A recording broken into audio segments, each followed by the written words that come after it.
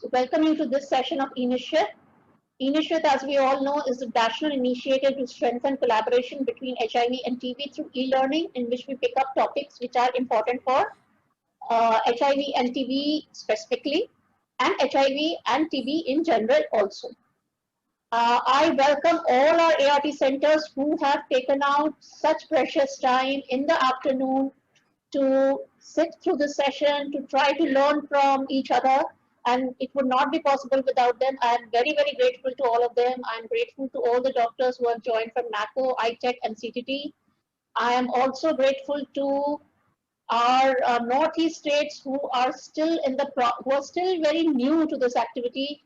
But anyway, they show enthusiasm. They remember that they have to log in, and they log in for mutual learning. Thank you to all our Northeast ARTs from Northeastern states also. Thank you to state AIDS control societies also who have logged in. And before I proceed, I would like to introduce our specialist or expert for the day. Welcome, Dr. J.S. Bhalla. Dr. J.S. Bhalla is a very, very senior ophthalmologist. He is a consultant in ophthalmology in Deen Dayal Upadhyay Hospital in Delhi. For people who are from outside Delhi, DDU is one of the major public hospitals of Delhi with a huge patient load. And Sir has the experience of being the ophthalmologist there for innumerable years. And we are actually very, very lucky that he agreed to take this session. And we thank you, sir, for that. He is a member of the Scientific Committee of All India Ophthalmological Society and Treasurer of Delhi Ophthalmic Society. Welcome, sir. Thank you, Dr. Upasana. And with these words, I would like to introduce my team. I am Dr. Upasana. I work at National Institute of TB and Respiratory Diseases as a physician. I am in charge of the ART center here. Then on my right, I have Dr. Manpreet Bhalla. She is the head of microbiology, and I think most of you here would know that the microbiology or the mycobacteriology of NITRD is not only a national reference standard laboratory, it is of international standards and has several international recognitions which are very hard to get by. So welcome, ma'am, to this forum. We are very lucky to have you. Then on my left, I have Dr. Anuradha.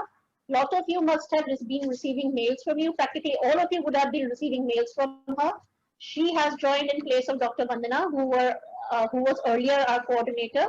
And now Dr. Anuradha, who has a grand CV, and she's a very capable person and very much trained in ECHO and eNishrit, is also part of our team. Welcome, Dr. Anuradha. Then we have Gaurav from ECHO India, who you cannot see but is there, and so I will just say hi on his behalf.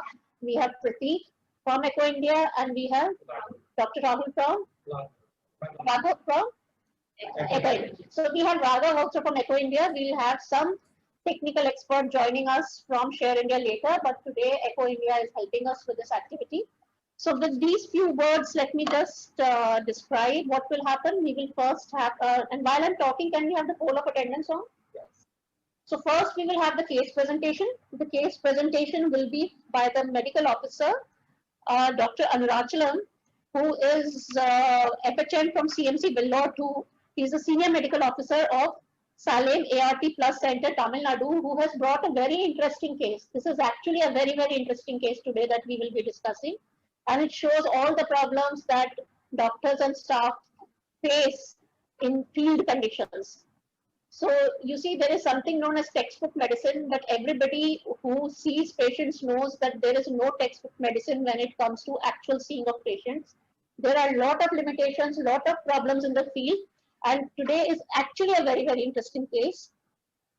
After that, we will obviously have the didactic from our expert, and after his didactic, we would also ask his opinion for better management of this patient. So here is the pretest questionnaire. So can we come back to this pretest questionnaire? And just to hurry things up, I will read it out. Which of the following is not included as a criteria for the definition of immune-related uveitis?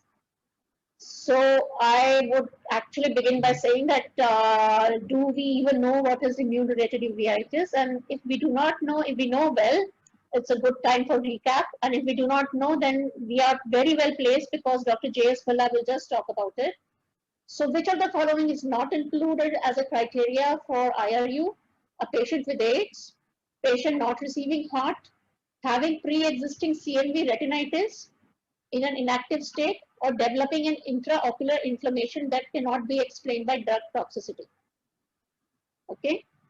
Now coming to the second question, which of the following is the most common opportunistic infection in HIV, TB, CMV, herpes zoster, or none of the above?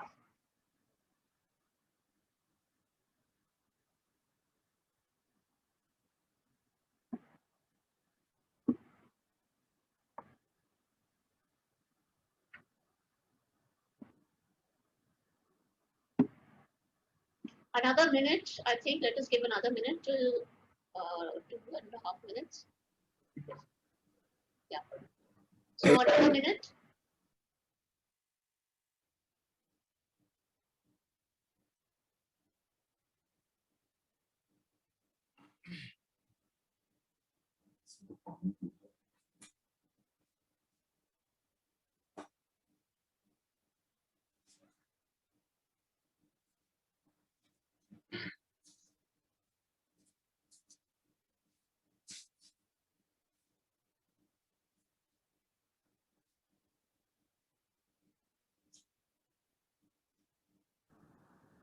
Okay, so another 10 seconds, 12 seconds, and then, yeah. So can I request the technical team to pull down this poll and to share screen for the case presentation?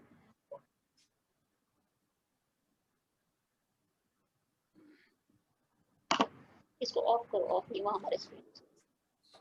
He has to switch it on. हो गया? Sorry.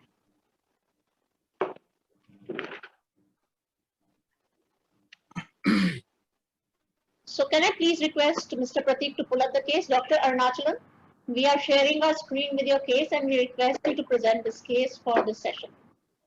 Welcome, Dr. Arunachalam. Okay. Thank you, madam. Good afternoon. Good afternoon, sir. First of all, I have to thank you for this share my interesting case from our Salem IIT Center case.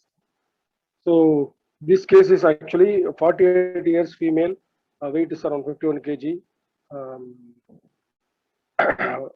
So reason for this case presentation is Cori TB arthritis or Cori viral IRIS, that is ocular TB.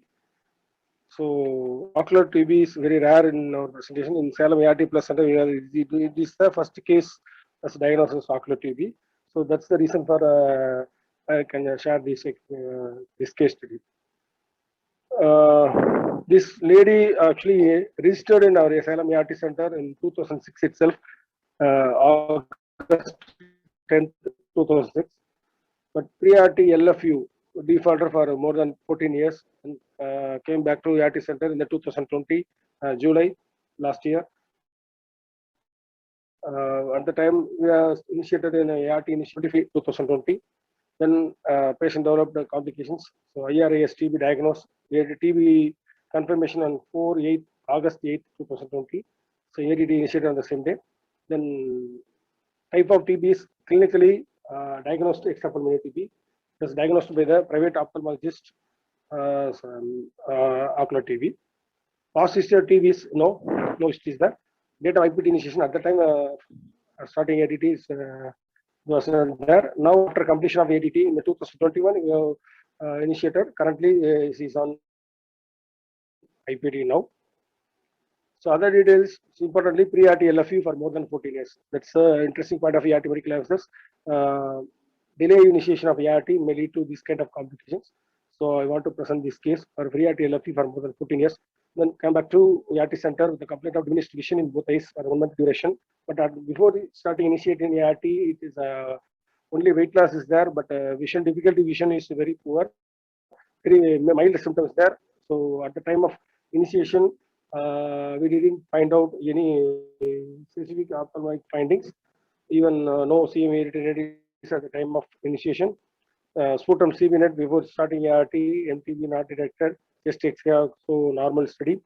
Then after that we have started on ART started. Then after starting ART, within 1 week or 10 days, patient developing worsening of symptoms after starting ART. So dramatic worsening of the vision in the both eyes. Then patient went to the private ophthalmologist in Arundaya Hospital in Salem. Diagnosis Cori TB arthritis or Cori viral etiology also. Infective etiology, maybe IRIS, immune constant inflammatory syndrome. Findings at the time they were noted as right eye light perceptions present, left eye no light perceptions. Anterior segment both eyes has a granulomatous brown keratic precipitates there. Posterior segment both eyes sclerosed vessels there. So they have put a differential diagnosis like TB arthritis or Cori viral etiology.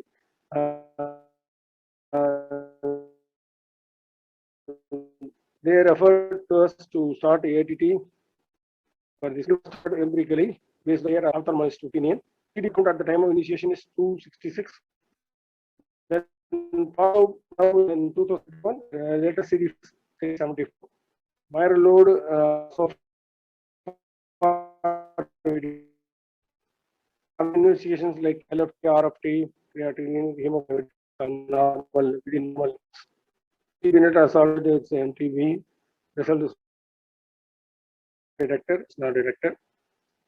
Then ART regimen is at the time of last year we started on TLE, tenofovir lamivudine efavirenz. So AT regimens 4 FDC, etc. combination, 4 pills once daily. Cotrimoxazole prophylaxis already started, 2 OD. Other medicines prescribed by the ophthalmologist. Injection acyclovir already given for 5 days, 5 ml IV TDS. Injection methylprednisolone IV OD for 4 weeks. Tablet valacyclovir 1000 milligram TDS for 4 weeks. They are covered for viral etiology like HSV and other so many things, but they ruled out CM retinitis also. Issues for discussion is this patient is pre-RTL, that is delay in ART initiation leads to extrapolate TB, that is the rare combination of rare presentation of extrapolate TB, ocular TB. Then usually we suspect CM retinitis in this type of patients, visual difficulties patients, but we should also consider TB also one of the differential diagnosis, the loss of vision and complaint. Then so it's a rare presentation in extrapulmonary TB, that is IRS TB, ocular TB. Now after starting that ART and ATT, then with the antiviral drugs, slightly vision is improved in the now it's again diminished vision in the both eyes. Almost one eye is totally blind, another eye is very minimal light perceptions there. So see on. Thank you, Dr. Nachalam. Dr. Arunachalam, your internet is breaking. Can you switch off your video for 2 minutes? It will make your voice clearer.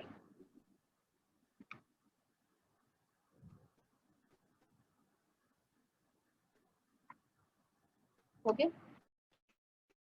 So adherence is relative.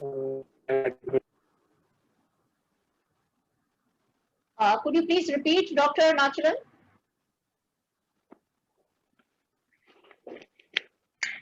Could you please repeat the last part? Hello. Hello, Hanji, please. Yes, please repeat the last part, Dr. Hello. Nachalam. We can hear you. Please talk. Oh, so I'm sorry. There seems to be some connection problem, but I think we got the essence of the case here. And there are a few questions I want to. Dr. Arunachalam, can I ask you a few questions? Dr. Arunachalam? Yeah, with the questions. Okay, ma'am. Is that available, ma'am? Okay, so I think there is some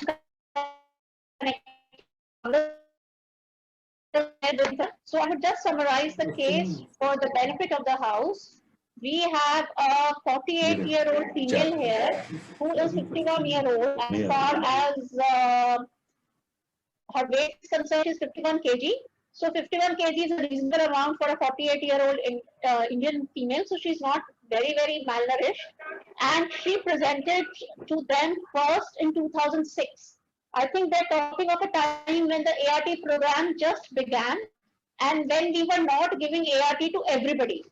ART was only being given to people who had CD4 counts less than 200 then it went to people less than 350, then it went to people less than 500, to the time which is now test and treat. The minute you are tested HIV positive, you are started on ART now. But this lady had been registered way back in 2006. And just for the benefit of the audience, we had started ART program on 1st April 2004. So in 2006, the NACO program was also new, plus information, scientific information about antiretrovirals and how to give ART was also very limited. And over the past 15, 20 years, there have been rapid progress in the field of ART and ARV drugs. So this lady then disappeared. Then she came back to them somewhere in 2020. Dr. Arunachalam, when did she report to you with 4S positive? At the time of ART initiation. On the date of ART initiation. Okay. Yes, So she comes to them on 25th of July last year. That is nearly a year now. 25th of July last year, and when she comes, she is complaining of diminished vision in both the eyes, and she is also 4S positive. Just to recap, what is 4S positive? If a person has either cough or weight loss or fever or what is the 4S? Anybody? Cough, fever, weight loss, 4S? Night sweating. Yes, absolutely. Night sweats.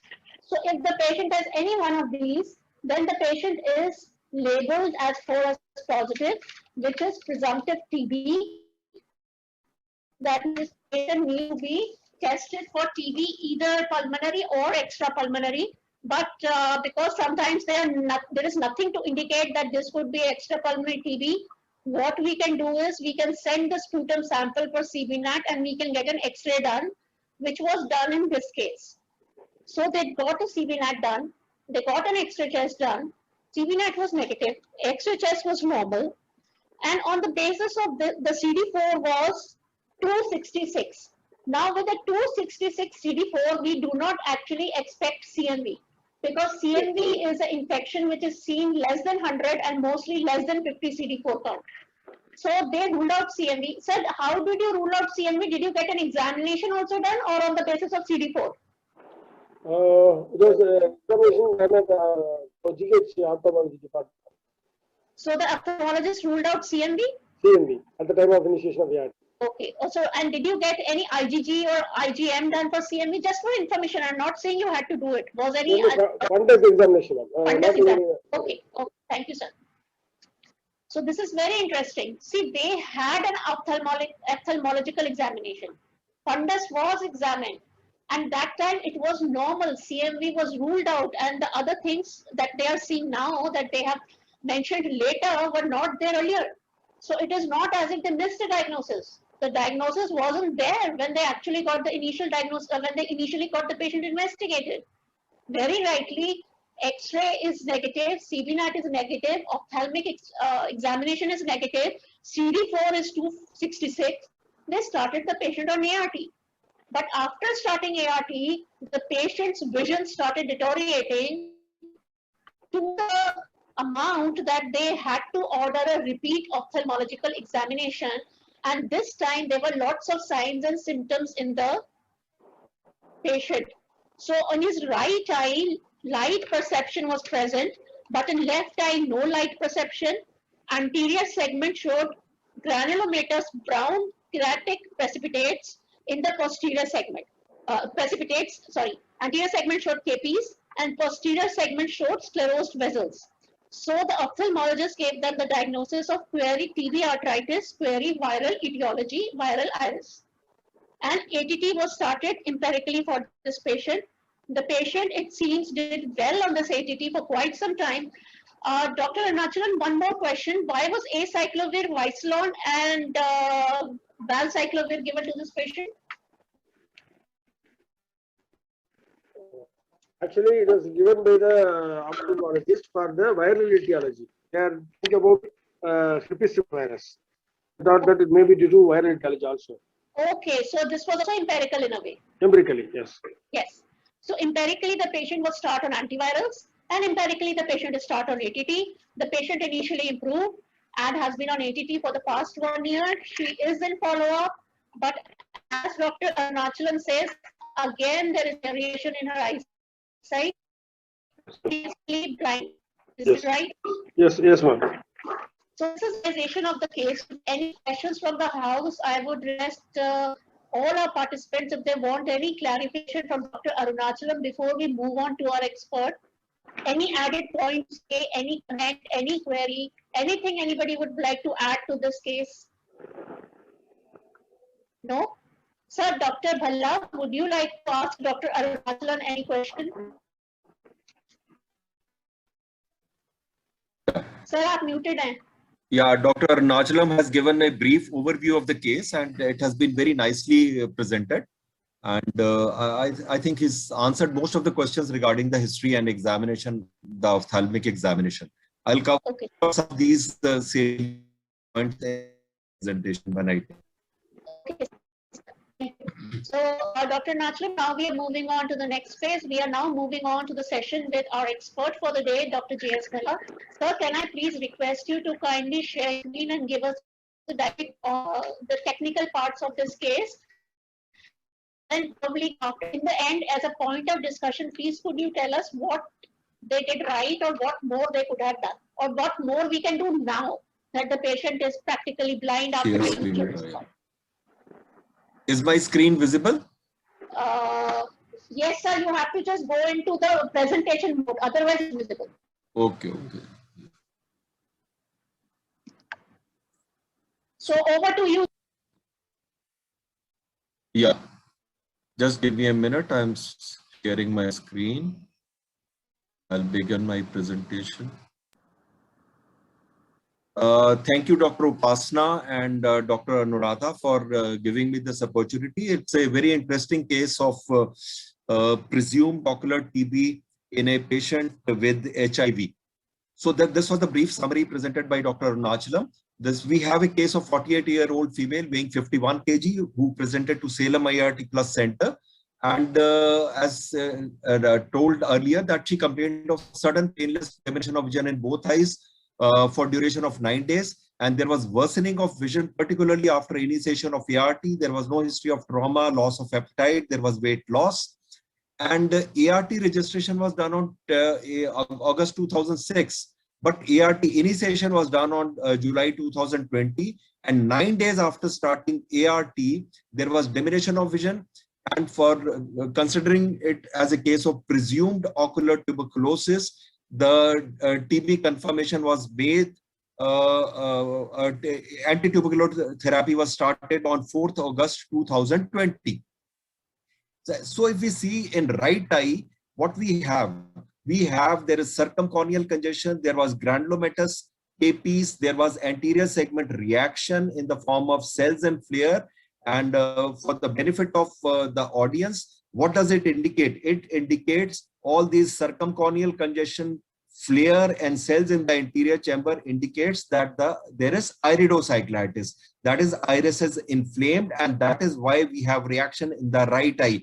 The intraocular pressure was normal. Similarly, in left eye, what we have similar finding of anterior uveitis in the form of keratitic precipitate, cells and flare. And if we see, there was significant diminution of vision in both eyes. Right eye had only perception of light positive. That means only patient could perceive the light. There was no hand movement, no finger counting, but in left eye, there was absolutely no vision. Even perception of light was negative. And when we did when the fundus examination was done by ophthalmologist, and these are the findings which have been revealed to me, that the media was hazy. Hazy means that the fundus details were not very clearly visible, but what was visible was that the optic disc was showing pale. Normal optic disc is pink in color, but this was a place where the optic disc was pale in both the eyes, and the posterior segment revealed. And after the disc, what we see is macula and the blood vessels. And here we found that the blood vessels were sclerosed. And there was also additional finding of a small patch in the superiotemporal area, that is in the upper outer portion of the retina in relation to the disc. And this was presumed to be a healed toxoplasmosis scar. And along with that, there was macular edema. So if we see the disc in this is the optic disc, and this is the healed toxoplasmosis scar. And when OCT was done, what is OCT? It is optical coherence tomography. And this is a very beautiful tool which we have to see whether various layers of the retina are visible, and where you can see the fluid pockets in the intraretinal spaces. This reveals macular edema in both eyes, right more than left. So the diagnosis was made, either it was the presumptive diagnosis of CMV retinitis, or the second differential was made. It is a case of immune recombinant inflammatory syndrome, because the patient complained of diminution of vision 9 days after starting of heart. So investigation, these are the investigations. Everything was normal except the toxo IgG was found to be positive. So treatment was started for anterior segment inflammation, the iritis. And what was done? He was given the perfect treatment in the form of local steroid drops, a mydriatic cycloplegic to break the synechiae, and this is non-steroidal anti-inflammatory drops. 3 days after starting the treatment, on 30th July, again examination was done by the ophthalmologist at Salem at Arvind Eye Hospital. And what did they find? They found that the vision was again same. The findings of iridocyclitis was same, and there was no improvement in right and left eye. Fundus examination also revealed same finding. There was no improvement or deterioration. Fluorescein angiography was done at this stage, and they found, what did they find? They found there was disc hyperfluorescence with vasculitis. So this disc is showing fluorescence, hyperfluorescence. And one interesting finding was that there is arteriolar inflammation, and this is patchy arteriolar inflammation, and the veins were found to be normal. Why this is important is because the tuberculosis mostly have periphlebitis, inflammation of the veins. But here you are finding arteriolar inflammation. This is fundus autofluorescence. And so the treatment was revised. That is the reason the ophthalmologist started the patient on injection acyclovir for 5 days, which was followed by valacyclovir, and tablet prednisolone was also started, along with the local treatment was continued, which was in the form of local steroid drops, cycloplegic homatropin, and other local topical treatment. Since the patient also had diminution of vision, MRI was done at this stage, and it was found that the patient is also having bilateral optic neuritis. So the treatment was again revised, along with the injection acyclovir followed by valacyclovir and steroid injection. Methylprednisolone was also started to tackle the case of bilateral optic neuritis. So when re-examination was done by ophthalmologists on 13th August, what did they find? They found that the vision in right eye had significant improvement from perception of light to 6/60. And although in left eye there was no improvement, and the anterior segment inflammation also decreased from 2+ to 0.5+, flare had disappeared. So in between, after 13th August 2020, patient was again lost to follow-up for 2.5 months. And when the patient reported back on 29th October, what did they find? They found that the vision had again deteriorated from 6/60 to hand movements, and in left eye was status quo. There was no improvement at all in left eye. So further investigations were done in the form of visually evoked potential, which showed severe afferent defect in both optic nerve in both eyes. Repeat MRI was advised, and thinking it to be case of deterioration in optic neuritis, again repeat dose of injection methylprednisolone IVOD was given for 3 days. When patient was followed up after 3 days, there was no further improvement on either of the eyes. So let us discuss this interesting case. What was done, what the patient presented with, how the treatment evolved. We started with heart. We started with local topical treatment for treating his anterior uveitis, anterior iridocyclitis, and then sequentially injection acyclovir, valacyclovir, steroids, oral steroid was added, and later on after the MRI revealed optic neuritis, even injection pulsed steroid therapy in the form of injection methylprednisolone was added. So eye involvement in HIV patient can be attributable to HIV. So the infection The eye infection and inflammation can occur in the eye because of HIV itself or because of opportunistic infection. Then there can be second category of drug-related reaction, which can be in the form of immune recovery uveitis or heart-associated ocular lesions. And thirdly, which is not directly attributable to HIV. So the differential diagnosis in this case, patient can be either HIV-related uveitis, ocular tuberculosis, ocular toxoplasmosis, or immune-related uveitis. So what is HIV-related uveitis? Intraocular inflammation in HIV patients can either be due to opportunistic infection, and we all know what are the opportunistic infection. It can be tuberculosis, it can be CMV retinitis, it can be various other infections like toxoplasmosis, etc. And patients responding to heart may develop immune recovery inflammatory syndromes. Why it develops? Because the recovering immune system begins to attack the microbial antigens with severe inflammatory immune system response, which previously the immune system had been unable to respond to. And what are the ocular lesions due to HIV itself? HIV microangiopathy is the commonest infection. And what we have is we have cotton wool spots in the retina, we have retinal hemorrhages, we have microaneurysms. And before heart therapy, as rightly pointed out by Dr. Upasana, in 2006, the heart therapy was not very well developed and it was not given to all the patients. And that time we had significant HIV-related microangiopathy. The incidence was very high to the tune of 15 to 30%. But now in post-heart therapy, if patient has microangiopathy, it is indicative of therapeutic failure. HIV-induced uveitis, either it can be directly due to HIV or due to opportunistic infection. And how do we differentiate HIV-induced uveitis from immune response uveitis? See, HIV-induced uveitis occurs in patients of HIV with low CD4 counts, whereas immune response uveitis occurs in patients of uveitis having high CD4 count. So HIV-induced uveitis is a diagnosis of exclusion. What are other ocular lesions due to opportunistic infection? Opportunistic infections are still the major cause of visual morbidity in HIV and AIDS individuals, and newer lesions and newer manifestations of older known infections have been noted in the heart era.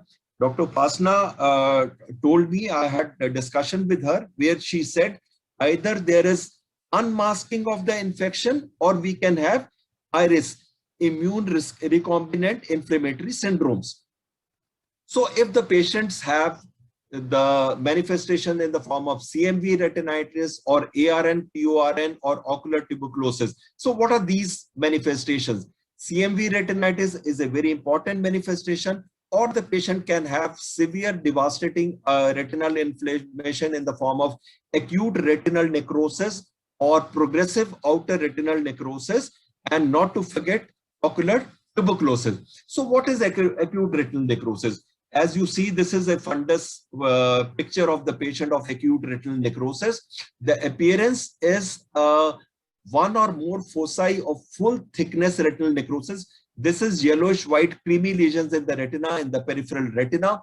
These occurs in the peripheral retina, and what they do is there is circumferential progression of these lesions. There is rapid progression, and this is associated with arterial vasculopathy also. So these are the veins and these are the arteries. So besides this creamy white lesion, we have arteriolar lesions, and there is also associated optic neuropathy. And the American Academy of Ophthalmology have given criteria for ARN diagnosis. So as I pointed out earlier, we have one or more foci of retinal necrosis with discrete borders.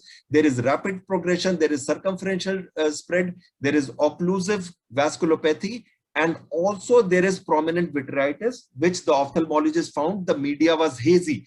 So we have media haze because of vitritis, and that is the reason the ophthalmologist was very justified in starting injection acyclovir followed by valacyclovir.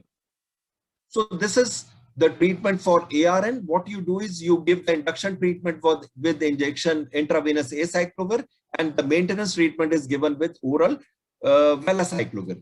CMV retinitis is another feature. It is a common manifestation, and it was particularly there in pre-heart area. And what we have, you see the picture, it is very different from ARN.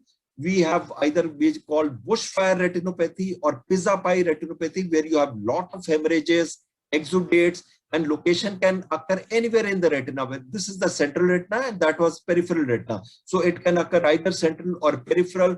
But only thing is the progression is very slow. There is no direction of spread. It can spread circumferentially or centrally.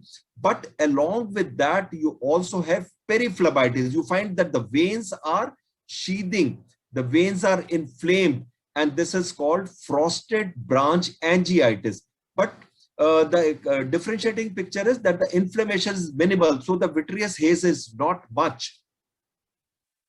So if we discuss CMV retinitis and AIDS, it is the most common ocular opportunistic infection. Heart has reduced its incidence by 80%, and treatment with heart has decreased the risk of retinitis progression. Immune response uveitis is another ocular complication seen in the era of heart, and CMV retinitis still accounts for approximately 40% of the incident vision loss, and it is in fact the leading cause of visual impairment in patients with AIDS. So how do we treat CMV retinitis? In CMV retinitis, we have to start the therapy with ganciclovir implant in the vitreous. We give intravitreal ganciclovir implant plus ganciclovir, and maintenance therapy is given with ganciclovir.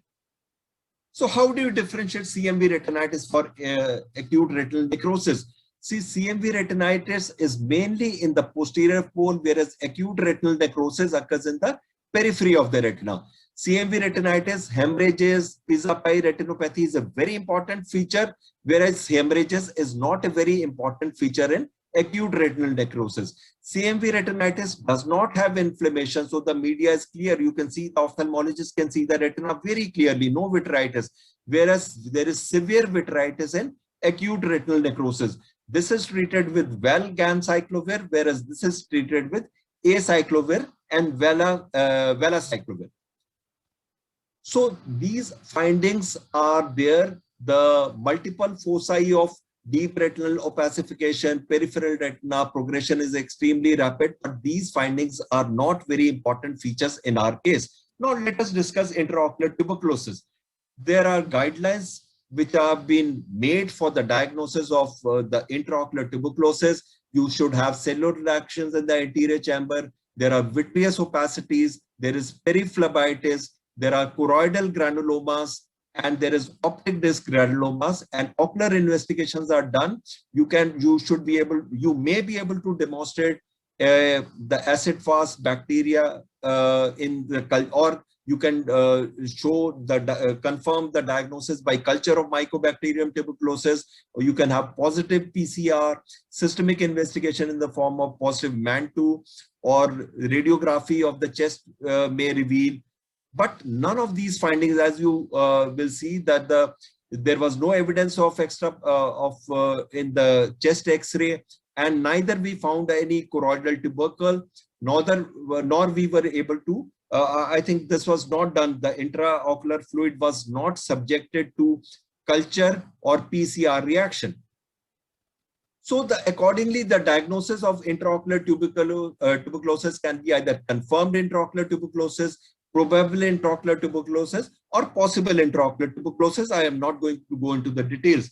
So the point favoring ocular tuberculosis in our cases, our patients had anterior uveitis, keratitic granulomatous capes were there in our patient, retinal arteriolitis was there. It was not periphlebitis, and there was also optic neuropathy. So based on this, I think our ophthalmologist was justified in starting empirically anti-tubercular therapy in our patient. But there are some points against ocular tuberculosis in our case, that there were no choroidal tubercles, and there was the commonest manifestation in Indian patients suffering from intraocular tuberculosis is serpiginous-like choroiditis, which was lacking in our patient. So HIV in intraocular tuberculosis, it's a very deadly combination. It's a double whammy because tuberculosis is the most significant comorbidity of HIV in patients suffering from HIV. Absence of inflammatory signs in the anterior chamber or vitreous cavity should be noted as a discordant finding because patients of HIV may have coexisting intraocular tuberculosis. So it is very important to rule out intraocular tuberculosis before starting heart therapy, because if you start heart therapy before starting ATT, as was done in our patient, there may be problem in the form of iris and immune response uveitis. So what are the recommendation on timing of ERT in HIV TB patients? The TB treatment is to be initiated first, followed by heart, not the other way around. So another finding in our patient was also ocular toxoplasmosis. We had a toxoplasma scar in right eye, which was superior temporal to the disc. So the points favoring ocular toxoplasmosis in our patients are anterior uveitis, vitreitis, and also toxoplasma scar, which in active stage appears as a white, fluffy, circumscribed area of retinitis.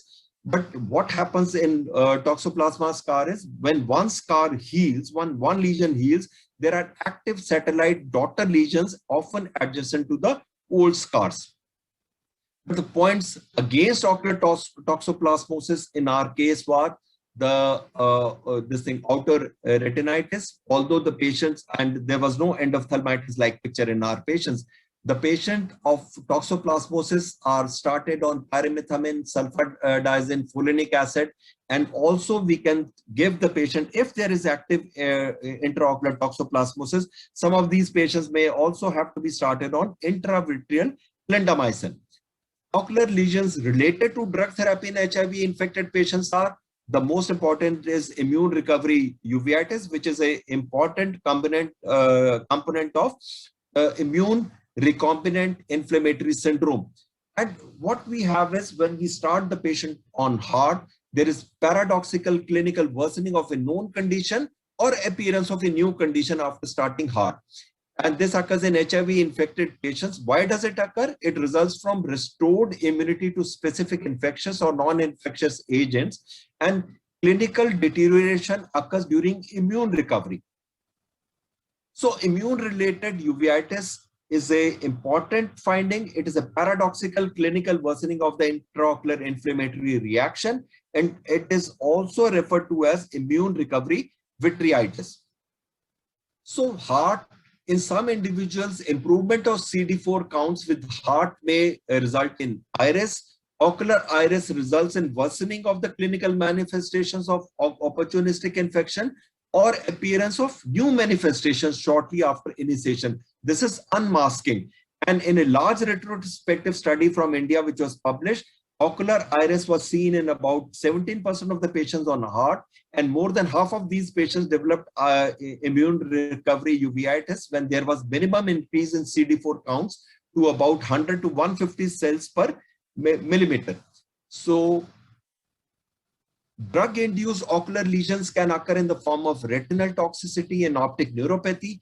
Ritonavir and efavirenz are associated with maculopathy, and optic neuropathy has also been reported with ethambutol and linezolid, and all these adverse effects are not very common. So the conclusion is that identification and early appropriate management of ocular lesion in HIV are of prime importance.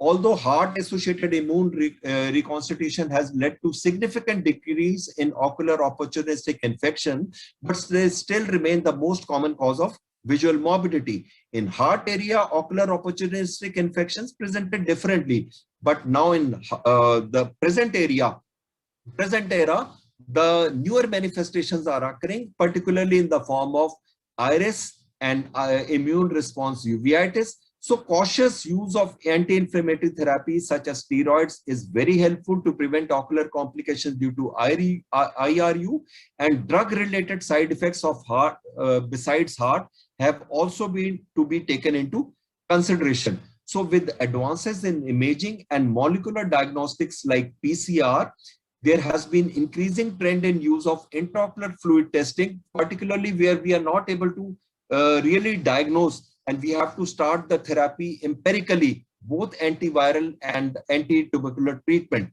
So since the patients with HIV have a better life expectancy with heart, the role of ophthalmologist in preventing vision threatening blindness is pivotal.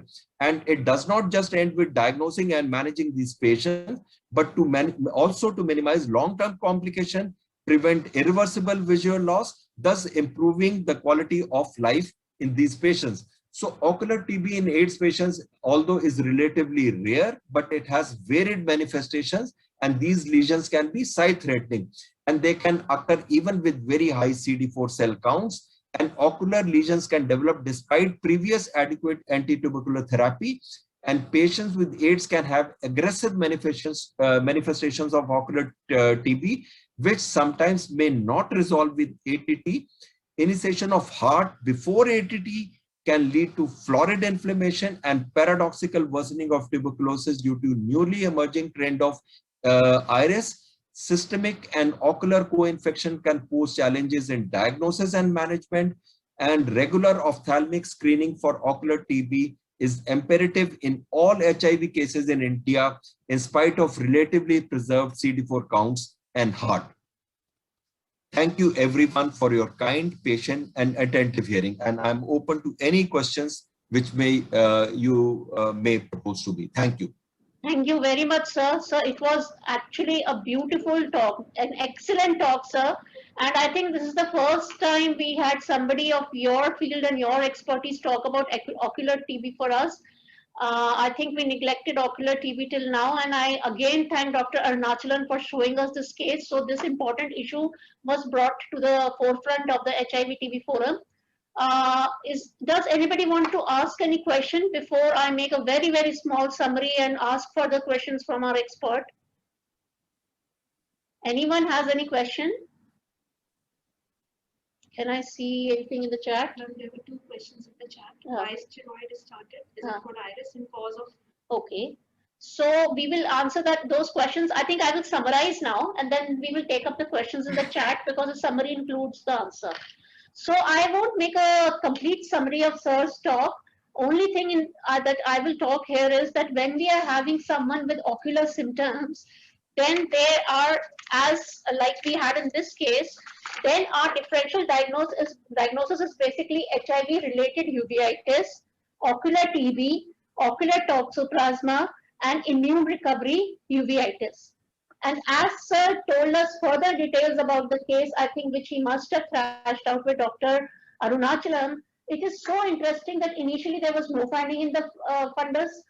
Then there was an inflammatory uveitis-like, anterior uveitis-like response, for which they gave topical treatment in the form of steroids and I think mydriatics. After that, when the patient was examined after 3 days, they saw that there were more arterial lesions than venous lesions, which could probably point towards a viral infection like CMV, or as you said, Dr. Arunachalam, HSV was being suspected. So the ophthalmologist started on acyclovir. When the ordered MRI result came back after 3 days, it was seen that the patient had bilateral optic neuritis.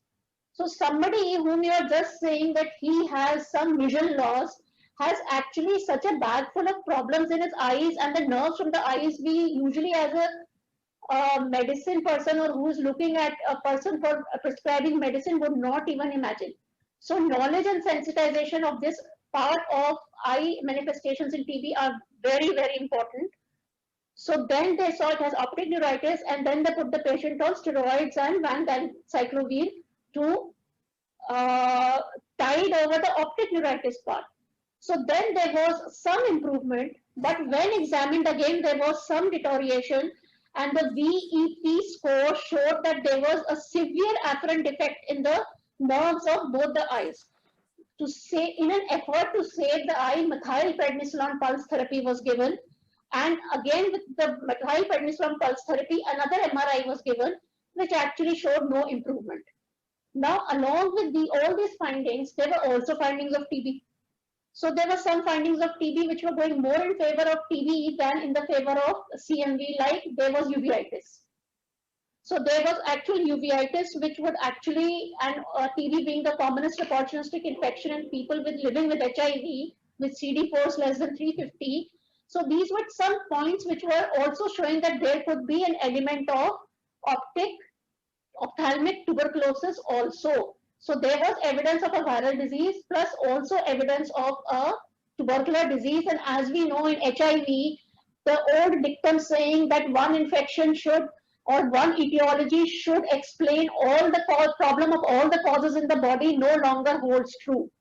A person with low immune deficiency can have coexistent viral problems, fungal problems, bacterial problems, tubercular problems. They can coexist in the same patient. And the presence of uveitis and the fact that it could be TB at this CD4 count, and despite the fact that you give good ATT, still the patient can get these ophthalmic problems, also led to starting of anti-tubercular therapy in this patient. And there were some important lesions of ocular TB that were not there, as I said, like granulomatous lesions were not there, and serpentious lesions were not there, but anterior uveitis was a good indicator about presence of TB.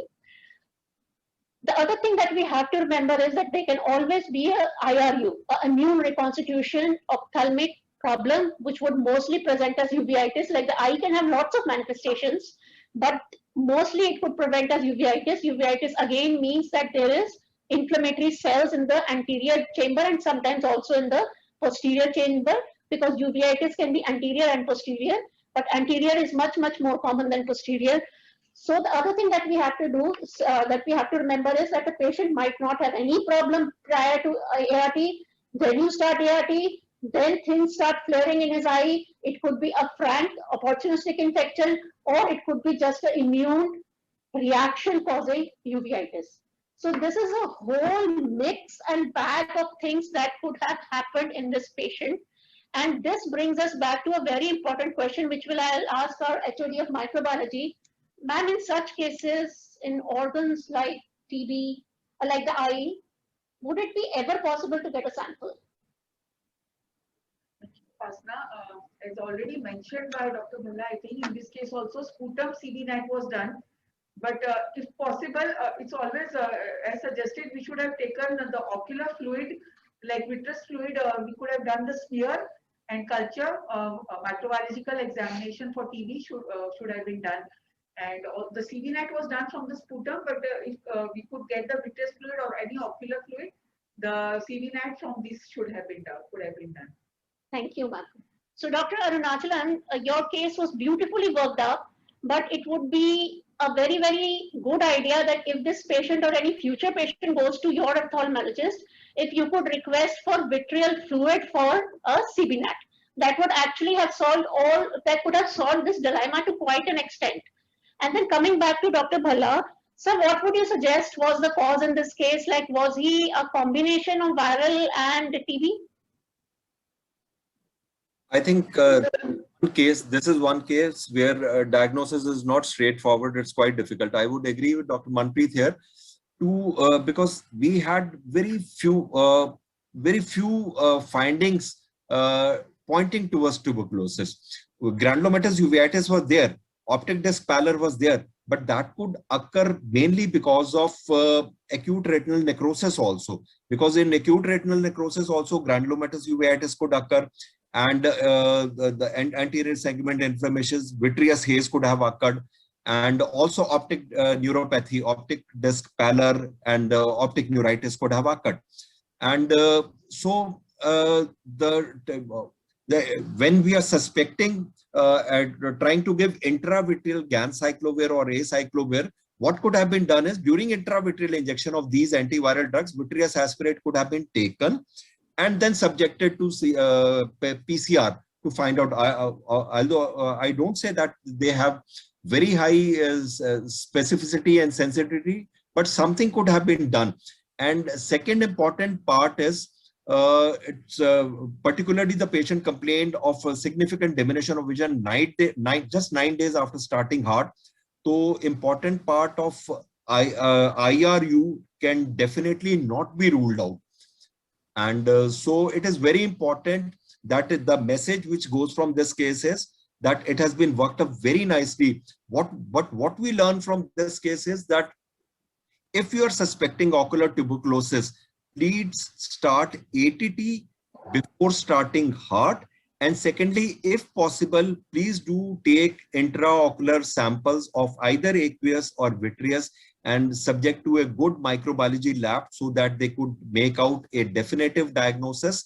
And the third important thing is we have to stress that these patients are kept under good follow-up and involvement of ophthalmologists both at the time of starting the at the time of diagnosis and treatment should be very, very important. Ophthalmologists part of the team for treatment of these kind of patients.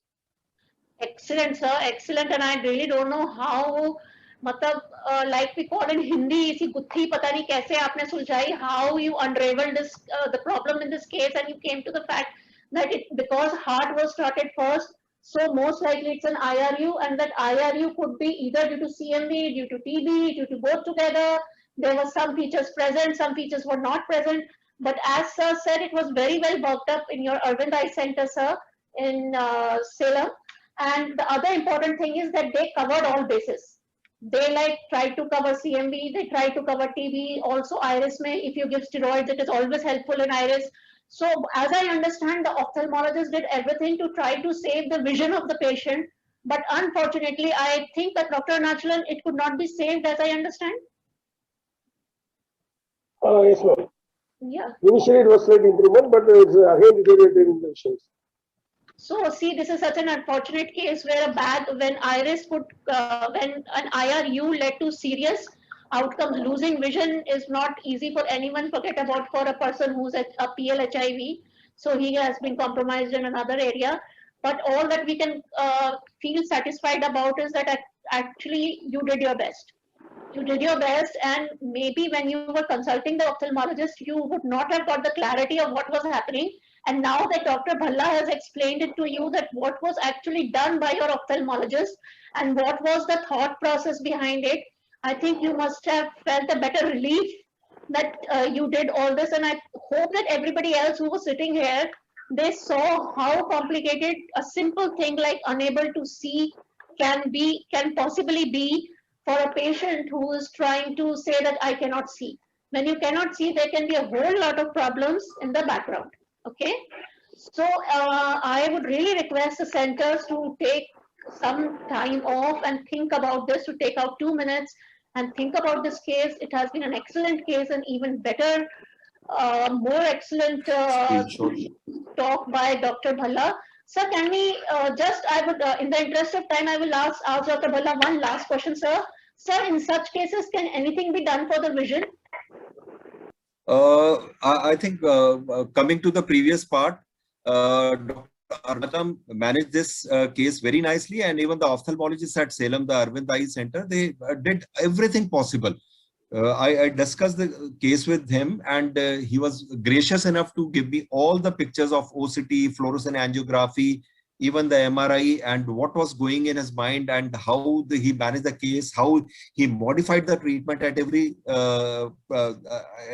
stage when the patient reported. But unfortunately, if you analyze the patient also, patient was lost to follow for 14 years after this thing, registration of ART in 2006. He reported back in July 2020. And again, when the patient was improving after starting all these antivirals and the steroid, patient again went missing for those crucial 2.5 months when the vision in right eye had recovered to 6/60. So unfortunately, if we can help patient only if they want to help themselves. So in spite of best possible efforts, nothing could be done. Now, what could be done at this stage is we have to give low vision aids to this patient because left eye is already gone blind, and right eye, he has only perception of light. So the patient, Arvind Eye system has very good low vision aid center, and Dr. Arunachalam can take the help of the ophthalmologist at Arvind Eye Center, and they can provide low vision aid to this patient, so that at least he can have he can live a slightly independent life where he can take care of his daily needs and not be overtly dependent on the family members. Thank you, sir. Thank you. So, Dr. Nachalam, I Sir, think excuse me, sir. Excuse me. What do you mean, sir? Low vision aid? What do you mean about what is the low vision aid, sir? okay, sir. Yeah. So low vision aids are different kind of this thing. We have telescopic glasses. We have many type of low vision aids where they Okay. whatever the vision residual vision is there, patient can have either the handheld this thing magnifiers, or they can have telescopic glasses. There are a lot of things which are available in the present era which Okay, sir. can help the patient. Okay, sir. He can go Thank to you, the sir. toilet, he can look after his daily needs, he can move around. That is what can be helpful given to these patients. Thank you, sir. Thank you, sir. Thank you, sir. Thank you very much for all the hard work, sir, you did for this case, for teaching our ART centers who had actually no idea, and this session was much needed. Sir, we would actually request you that maybe you will come to the next session, I hope. And also later, maybe you could take a talk on eye manifestations, because this has been very neglected in our clinic. Thank you again to you, sir. And with this, I would like to, any other questions? I think they have been answered now. I have to thank you. I have to thank Dr. Manohar Babu, the Chief Medical Officer of the Salem Aravind Eye Hospital. He Okay. has very much cooperated to share all the information regarding images and records and treatment summary. Everything was shared from the Aravind Eye Hospital. So once again, thanks to Dr. Manohar Babu. Thank you, Dr. Thank you. Manohar. Did he log in today, sir? Was he logged in? I think he's not here. Okay, next session, sir, you can please request him to log in. It's his case. Next week I'll try to correct it. Yeah. So with this, I think the questions in the chat have been answered. So we will just relaunch the feedback. Thank you, everyone. Thank you to our expert, our participants, and all our team here who took out their time for this. And I would now sign off with you, finishing the feedback. Thank you, sir. Thank you, Dr. Upasana, Dr. Anuradha, Dr. Arunachalam, and please convey my thanks and regards to Dr. Mohan Babu for excellent workup and management of this case, sir. And thank you all the participants.